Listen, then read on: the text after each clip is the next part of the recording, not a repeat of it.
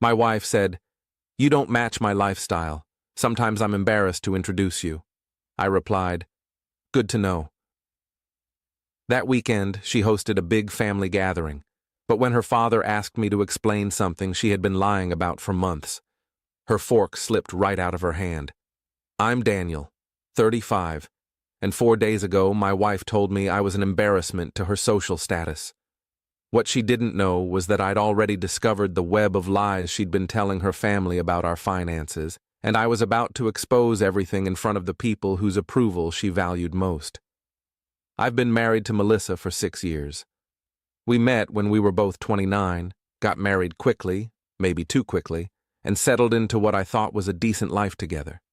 She works in pharmaceutical sales, makes good money, travels for conferences. I'm a public librarian.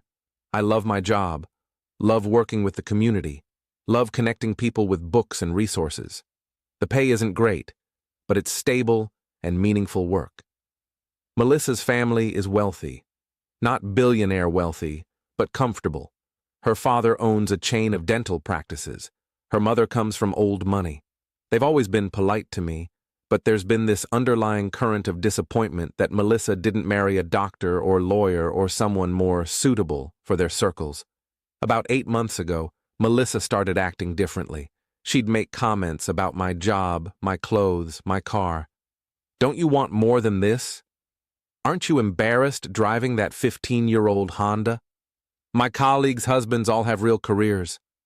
I tried to brush it off as stress from her job, but it kept getting worse. Last Tuesday evening, we were getting ready for bed. She was on her phone scrolling through Instagram, looking at posts from some work event she'd attended. I was reading. Out of nowhere, she said, "You know what? I need to be honest with you." I put down my book. "Okay. You don't match my lifestyle anymore. I'm at these events with successful people, and when they ask about my husband, I have to explain that you work at a library. Do you know how that sounds? Like I married down. I didn't realize my job was something you had to explain away. It's not just the job, it's everything. Your clothes are from Target. You drive a car from 2009. You don't care about networking or advancing yourself. Sometimes I'm embarrassed to introduce you." I just stared at her. Embarrassed. Yes. I'm sorry, but someone needs to say it. My parents ask why we're not buying a bigger house, why we don't vacation in Europe like they do. What am I supposed to tell them? That my husband is content being a librarian forever? You could tell them I'm happy doing work that matters. You could tell them I contribute to our household. You could tell them a lot of things, but I'm guessing you haven't been telling them the truth. She looked away. What's that supposed to mean? It means I wonder what you've actually been telling them about our life. I tell them we're fine. Right. Fine. She went to sleep angry. I stayed up thinking. Something about her reaction felt off, defensive in a way that suggested I'd hit a nerve. The next morning, Wednesday, Melissa left early for a work trip. Wouldn't be back until Friday. After she left, I did something I'd never done before. I logged into our joint bank account to look at the statements. We'd always kept mostly separate finances, splitting bills proportionally based on income, but we had one shared account for household expenses. What I found made my stomach drop. Over the past 8 months, Melissa had been transferring significant amounts of money out of her personal account into our joint account, then immediately transferring it to a different account I didn't recognize. Thousands of dollars, multiple times. There were also cash withdrawals, large ones, $500 to $800 at a time, always with notes like home repair or furniture for things we'd never purchased. I called the bank. After verifying my identity, they confirmed the secondary account was in Melissa's name only. I couldn't access it, but they could tell me it existed. I spent Wednesday and Thursday digging. I checked credit card statements I had access to. Melissa had been spending extravagantly on clothes, jewelry, dinners at expensive restaurants, places I'd never been to with her.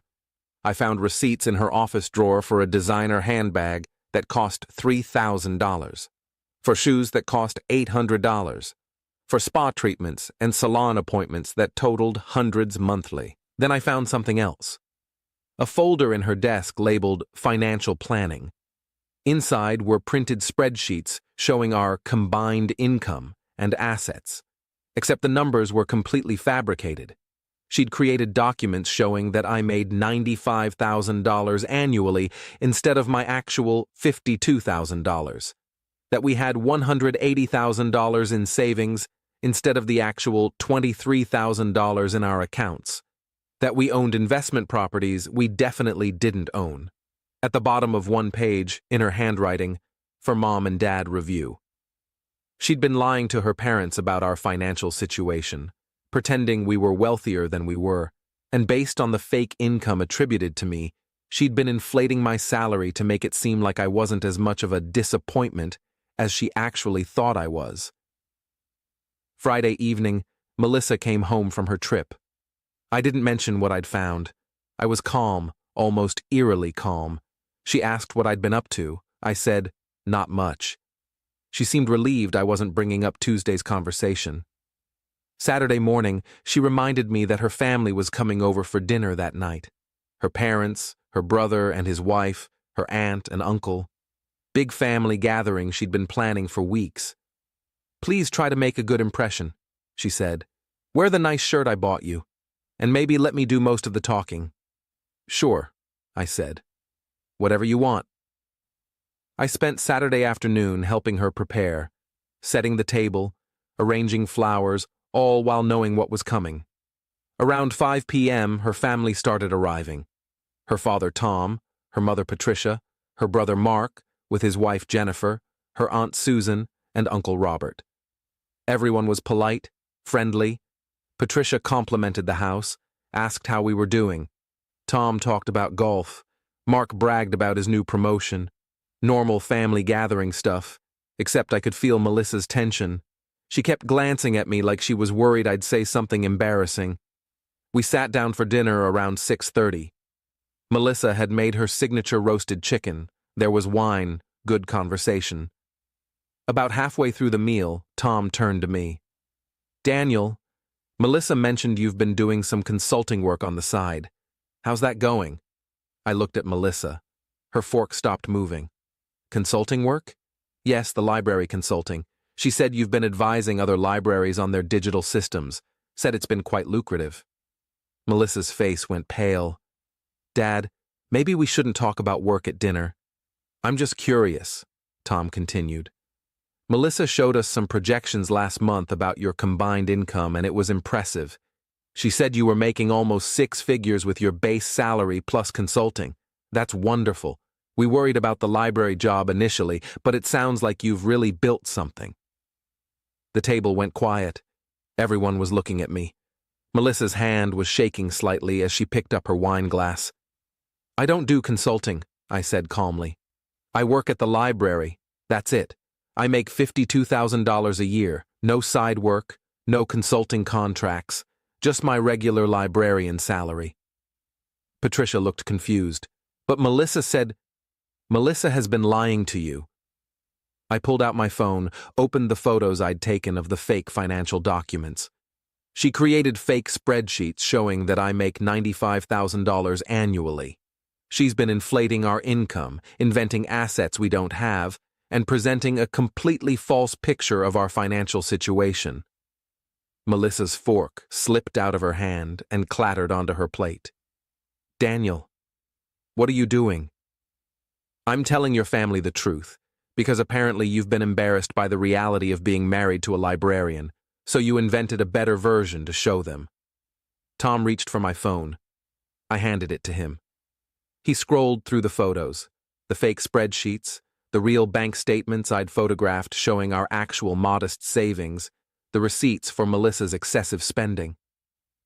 Melissa, Patricia said quietly, what is this? It's not. I can explain. Please do, Mark said, because this looks like you've been lying to all of us about your finances for months. Melissa was crying now. I just wanted you to see that I hadn't made a mistake marrying him. You all had opinions about Daniel not being successful enough, not making enough money, and I wanted to prove that we were doing well, that I'd made the right choice. By lying? Tom's voice was hard. By creating fake documents and misrepresenting your husband's income? I was embarrassed. Everyone in this family is successful and wealthy, and I'm married to a librarian who drives a 2009 Honda and wears Target clothes. Do you know how that feels? So you lied to us, Patricia said, and you've been spending— How much have you been spending, Melissa? I pulled up the credit card statement on my phone. About $4,000 a month on luxury items, designer clothes, expensive dinners, spa treatments, all while telling me I was an embarrassment for not being wealthier. The table erupted, Tom demanding to see more proof, Patricia asking why Melissa would do this, Mark saying he couldn't believe his sister would lie to the family. Jennifer just sat there looking shocked. Susan and Robert exchanged uncomfortable glances. Melissa stood up abruptly. I'm not going to sit here and be attacked. Sit down, Tom said firmly. We're not done talking about this. You've all judged Daniel from day one. Maybe if you'd just accepted him instead of always asking about his career and our finances, I wouldn't have felt like I needed to lie. That's not fair, Patricia said. We've always been polite to Daniel. If you felt pressure, that's something you should have addressed with us, not by creating an elaborate fiction. And certainly not by stealing from joint accounts, I added quietly. Everyone turned to look at me. She's been transferring money from our joint household account to a private account, I explained. Thousands of dollars over the past 8 months, money that was supposed to go toward bills and savings. Tom stood up. Melissa, is this true? She was fully sobbing now. I needed money for things, for clothes and appearances. You don't understand the pressure of maintaining an image. Whose image? Mark interrupted. Nobody asked you to maintain any image. You created this pressure yourself. Update 1. The dinner ended shortly after that. Melissa locked herself in our bedroom. Her family left, but Tom pulled me aside first. Daniel, I owe you an apology. We never meant to make you feel inadequate. And I'm ashamed that my daughter felt she needed to lie about your income. That reflects poorly on how we raised her. I appreciate that. What are you going to do? About the marriage? I honestly don't know yet, but I'm not going to keep being treated like an embarrassment. After everyone left, I slept in the guest room. Melissa tried to talk to me through the door around midnight, but I didn't respond. Sunday morning, she came out looking exhausted. We need to talk. Okay. I'm sorry, for all of it, for lying to my family, for spending the money, for making you feel like you weren't enough. Do you actually think I'm not enough? Or do you just think your family thinks that? She hesitated. I don't know anymore. Maybe both. I got so caught up in trying to prove something that I lost track of what actually mattered. Which is? I don't know, Daniel. I really don't know. Update 2. The following week was tense. Melissa's mother called several times, wanting to talk to her about the financial deception.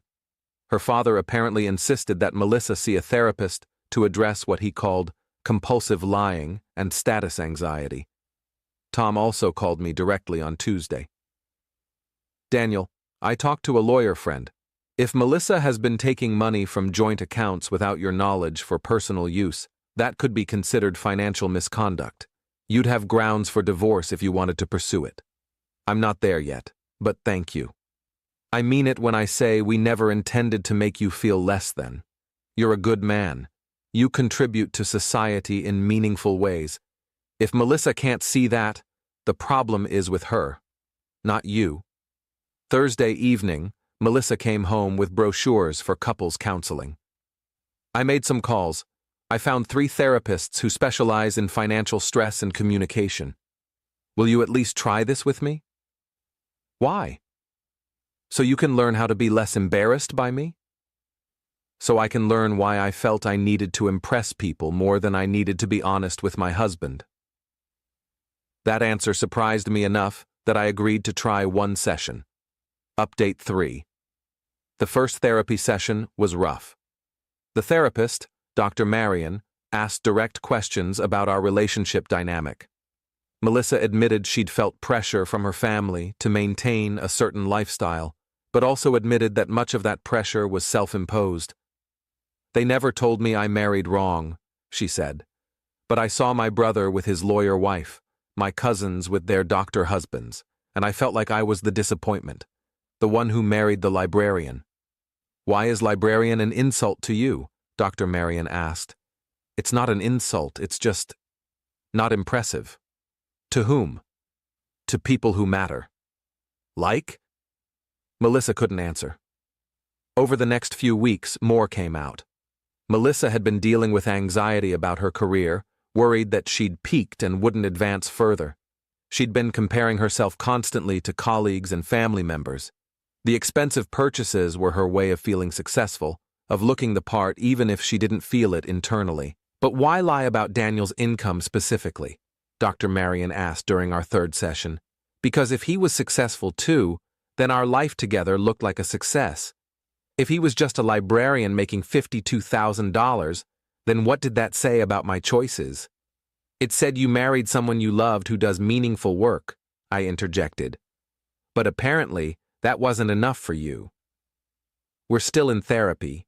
Melissa has agreed to full financial transparency, shared access to all accounts, detailed budgeting, monthly reviews.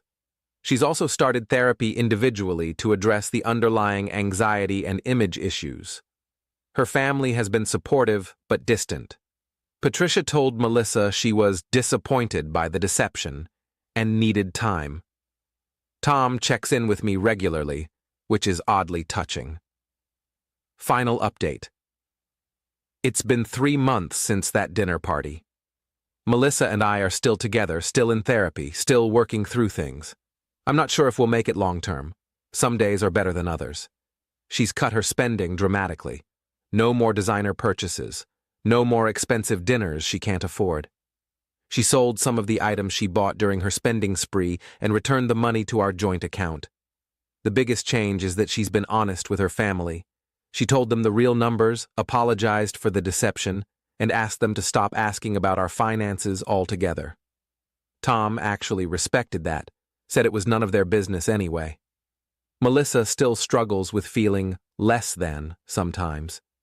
She'll see posts on social media from colleagues or family members and spiral a bit. But she's learning to catch herself, to question why external validation matters so much to her. As for me, I've learned that I can't fix someone else's insecurity about my worth. I can show up, do my work, contribute to our life together. But if that's not enough for her, if she needs me to be something different to feel proud, then this marriage isn't going to survive. I'm Daniel, 35, librarian, husband to a woman who once said I was an embarrassment. We're trying to rebuild from that. Some days, I think we can. Some days, I'm not sure why I'm trying. But I know this. I will never again let someone make me feel inadequate for doing work I love, for living within my means, for being exactly who I am. If that's not enough for Melissa, then she was never enough for me either. Edit 1. A lot of people are asking why I'm staying.